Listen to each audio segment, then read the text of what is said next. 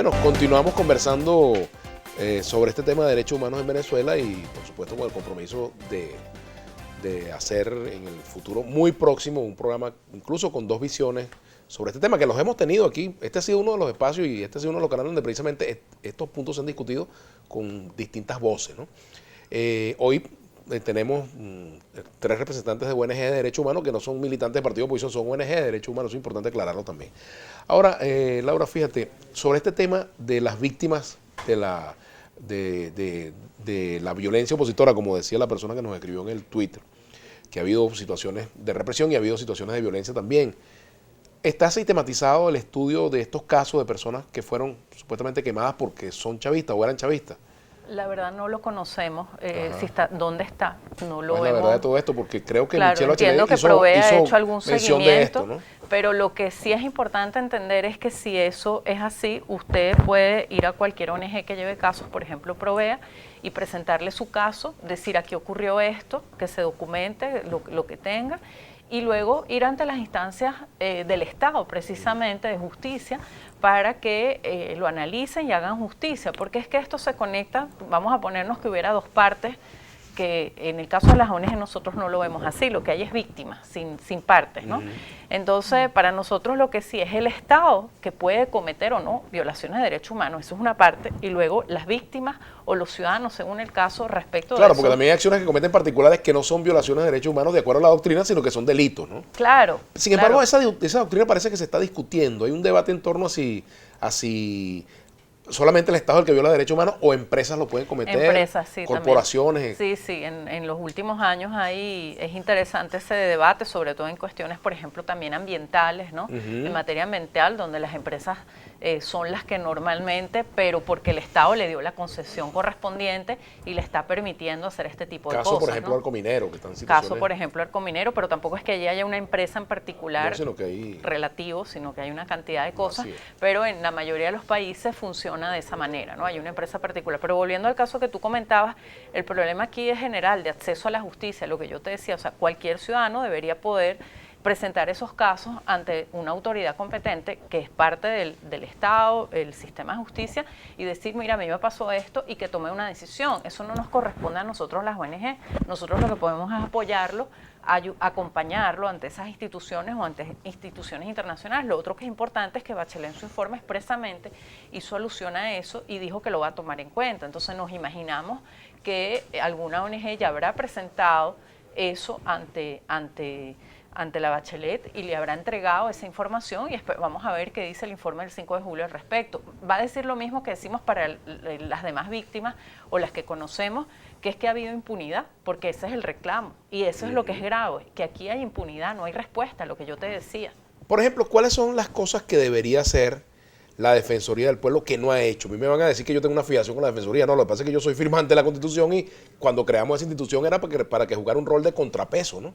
Y yo, en lo personal, creo que no lo está haciendo, pero ¿qué debería hacer en una situación como la venezolana la Defensoría del Pueblo? Una pregunta para... Bueno, aclarar que también la ONU piensa como tú, sabes que fue degradada, ¿no?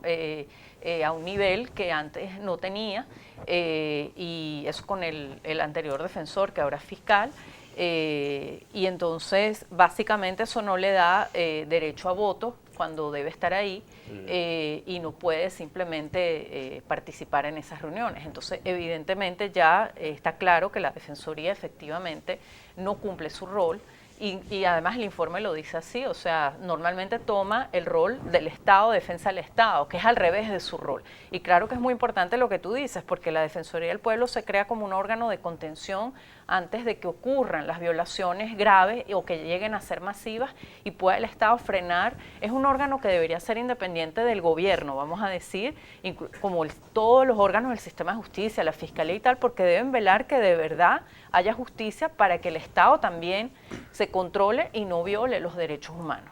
Entonces, son órganos fundamentales que si no funcionan pasan lo que nos está pasando, que no tenemos efectivo ejercicio de nuestros derechos. También, bueno, vamos a tratar de tener a Alfredo Ruiz, que también lo hemos invitado. No ha sido posible, pero esperemos poder tenerlo algún día acá en Vladimir Laguna. Bueno, ya cerrando un poco conclusiones, porque creo que es importante, por ejemplo, un punto. Este posible proceso de negociación política en Oslo puede incidir en la mejora de la situación de los derechos humanos en Venezuela? Y con esto vamos cerrando. Bueno, primero, a partir del comentario que te hacían, reiterar que nosotros como organizaciones de derechos humanos tenemos las puertas abiertas a toda persona que venga a presentar una denuncia, independientemente de la denuncia que sea. De hecho, bueno, históricamente Provea, por ejemplo, que es una organización que tiene 30 años, 31 años cumplimos ahora de fundada, hemos atendido incluso a personas que actualmente ejercen funciones de gobierno y que en algún momento se manifestaron como víctimas, y ahora también atendemos víctimas que denuncian violaciones de este gobierno. Entonces, en todo caso, nosotros reiteramos, cualquier víctima que tenga alguna denuncia, pues nuestras puertas están abiertas. Luego, ratificar que quien viola derechos humanos es el Estado. Delitos que hayan cometido particulares, es ese Estado el que debe investigarlo. Por eso también es importante lo que dice la Defensoría, de la Fiscalía, etcétera. Fíjate qué frustración para las víctimas que nosotros atendemos, porque nosotros no sustituimos el rol del Estado. Nosotros acompañamos a las víctimas, y decirle a una víctima, vaya a la Defensoría del Pueblo, vaya al Ministerio Público, y que esas víctimas luego regresen y digan, mira, es que no hay solución, hay impunidad, que intentes una demanda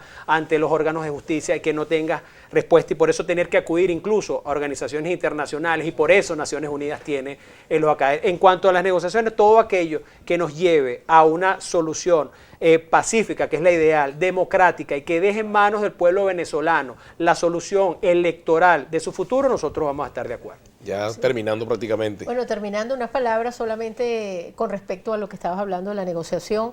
Nosotros como organización que acompaña en el día a día a los niños, a las familias de las personas que tienen patologías crónicas, que están hospitalizados y que estamos pasando por un momento tan importante debido a la emergencia, que viven día a día, realmente necesitamos que todo suma. Lo vemos como una oportunidad, lo vemos como nosotros desde las organizaciones, pues tenemos el acompañamiento día a día, y por eso lo que decía Carlos, es fundamental que se entienda que el Estado es el responsable, que realmente nosotros las organizaciones lo que hacemos es acompañar a las víctimas y llevar sus denuncias a los distintos organismos. Y por eso nos preocupa cuando, por ejemplo, cuando vemos el sistema de salud tan fraccionado, por ejemplo, los órganos que trabajan con niños, niñas, adolescentes, todo el tema de los consejos de protección, todos los tribunales del ONNA, toda la lentitud que existe alrededor de todo esto, porque bueno, las víctimas se encuentran que no tienen a dónde acudir. Por eso es fundamental que estos diálogos y toda esta negociación surta efecto, ¿no?